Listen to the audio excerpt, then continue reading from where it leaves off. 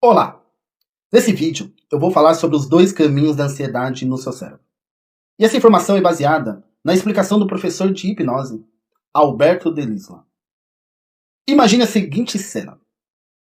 Você está dirigindo o carro em direção ao trabalho. E no meio do caminho, começa a surgir um pensamento. Será que eu tranquei a porta da frente lá de casa?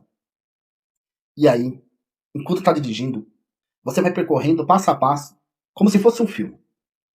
Você captura tudo o que fez de manhã, para ter certeza se você trancou ou não aquela porta. Mas aí, em determinado momento, você pensa: ah, eu não tenho certeza se eu tranquei. Provavelmente eu tranquei, mas e se eu não tiver trancado? E você vai pensando em todas as possibilidades terríveis que poderia acontecer com o fato da porta estar destrancada. Na possibilidade de ter um ladrão entrando na sua casa. Aí, enquanto você está lá pensando em todas as possibilidades ruins, as consequências ruins de ter deixado aquela porta aberta, o motorista do carro à sua frente pisa bruscamente no freio. Instintivamente, você simplesmente aperta o volante e pisa no freio, a tempo de o carro não bater. Mas você fica com uma ansiedade terrível depois dessa friada. Nós chamamos tudo isso de ansiedade. Aquele sentimento inicial que você tinha em relação à porta ter ficado destrancada e aquele sentimento que surgiu depois da friada brusca. Mas apesar de tudo ser ansiedade, essa história mostra que a ansiedade pode ter dois caminhos bem diferentes. Ela pode ser disparada pelo pensamento, quando você está preocupado com a prova de amanhã, ou preocupado com o dinheiro do final do mês. E essa preocupação te causa ansiedade. Mas existe uma outra via da ansiedade que não passa pelo pensamento. Ela tem mais a ver com o seu instinto de sobrevivência. E essas são as duas vias pelas quais a ansiedade pode surgir no seu cérebro. A ansiedade pode surgir por meio do seu pensamento, que é a ansiedade que começa em uma parte do seu cérebro chamada córtex cerebral. Ou ela pode ser decorrente de uma reação de sobrevivência que é produzida pela amígdala, que é a região do cérebro muito conectada com as nossas emoções. Quando você começou a pensar na possibilidade da porta ter ficado aberta, o seu córtex foi criando imagens, foi criando sensações, e essas sensações foram disparando a sua ansiedade. Por outro lado, quando você teve a friada brusca, o pensamento surge depois. E isso é curioso, né? Muitas vezes a gente sente ansiedade porque pensou algo, como no caso da preocupação com a porta destrancada. Mas muitas vezes nós sentimos diretamente no corpo a ansiedade, para depois a gente pensar a respeito. Que é o que acontece na segunda parte da história. E todo mundo vai sentir a ansiedade nesses dois caminhos.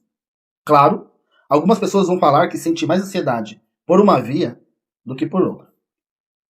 Mas sempre vamos ter essas duas vias para a ansiedade.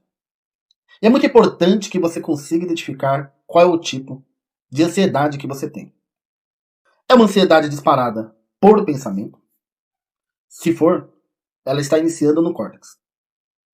Se ela surge aparentemente sem razão, ela provavelmente não está surgindo no córtex. Ela está surgindo na amígdala. Identificar essas duas vias vai ser muito importante para saber como lidar com essa ansiedade. Quando a gente fala de psicoterapia, nós geralmente estamos falando do controle da ansiedade por meio do controle do pensamento. E é essa conduta que eu utilizo muito no meu consultório. Quando aprendemos a controlar o pensamento, o nosso corpo responde e a gente diminui a ansiedade. Mas nem sempre é tão simples assim. Muitas vezes, não dá para usar o pensamento, ou até mesmo o pensamento não vai ser a melhor ferramenta para controlar a ansiedade. A ansiedade é uma resposta emocional complexa e que é muito parecida com a nossa resposta em relação ao medo. A diferença é que, em geral, no medo existe uma razão de perigo. Na ansiedade, não.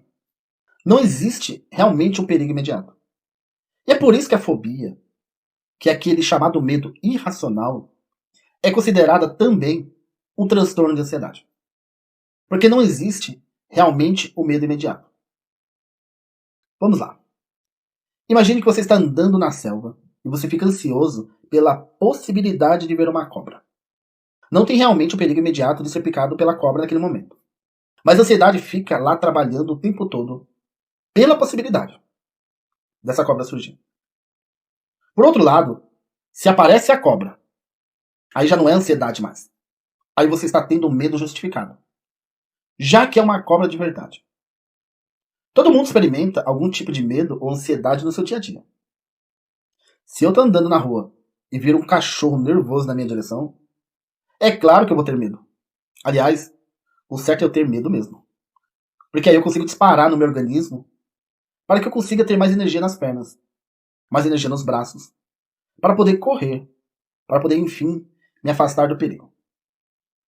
Assim como a própria ansiedade, ela surge como um mecanismo de proteção. Imagine, por exemplo, que eu ou você moramos numa região que está em guerra.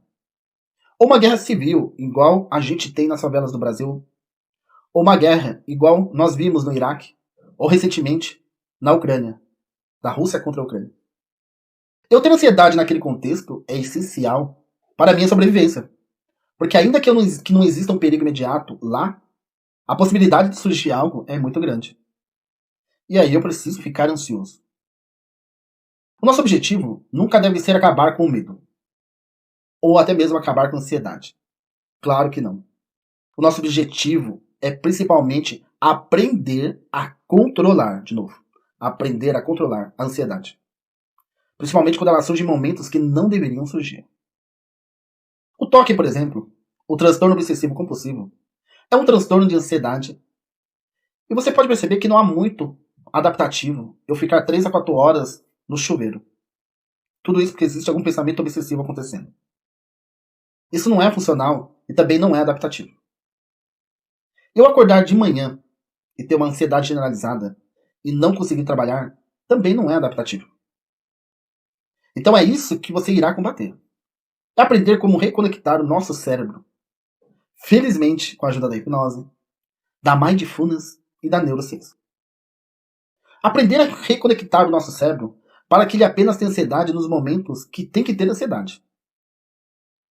Não tem como não ter ansiedade quando você pensa que você deixou aquela porta da sua casa aberta. Claro que você tem que ter ansiedade. Ainda que não tenha um perigo imediato. Você tem que resolver essa situação. Por isso nós ficamos ansiosos. Mas muitas vezes não é adaptativo sentir ansiedade. E ela sempre vai surgir por meio dessas duas vias. Ou o córtex, que é o pensamento, ou o próprio corpo, que é a amígdala. Quando é o próprio corpo, em geral é uma reação de luta ou fuga, ou de congelamento. E é uma reação instintiva. Uma reação para salvar o nosso corpo. Inclusive, é aqui que dá para inserir a diferença da prática, por exemplo, da acupuntura e da prática de hipnose. A acupuntura vai direto no corpo. Aquilo que vai direto no corpo pode também alterar o meu pensamento. Fazer exercício físico diminui a ansiedade. Diminui porque vai direto no corpo. Inclusive, diminui a ansiedade nas duas vias. Tanto na via do pensamento quanto na via da amígdala. Por outro lado, às vezes eu preciso de reprogramar os meus pensamentos. Pensar em outras coisas. E ao pensar em outras coisas, eu controlo a ansiedade a partir do pensamento. Então, de forma geral, eu tenho que identificar esses dois mecanismos. Essas duas vias. Se a ansiedade começa no córtex ou se ela está com a amígdala. E aí? Você já conhecia essas duas vias da ansiedade? Perceba que ficará cada vez mais fácil identificar e controlar as crises na medida que você vai se conhecendo e principalmente conhecendo os mecanismos do seu cérebro. Te espero no próximo vídeo.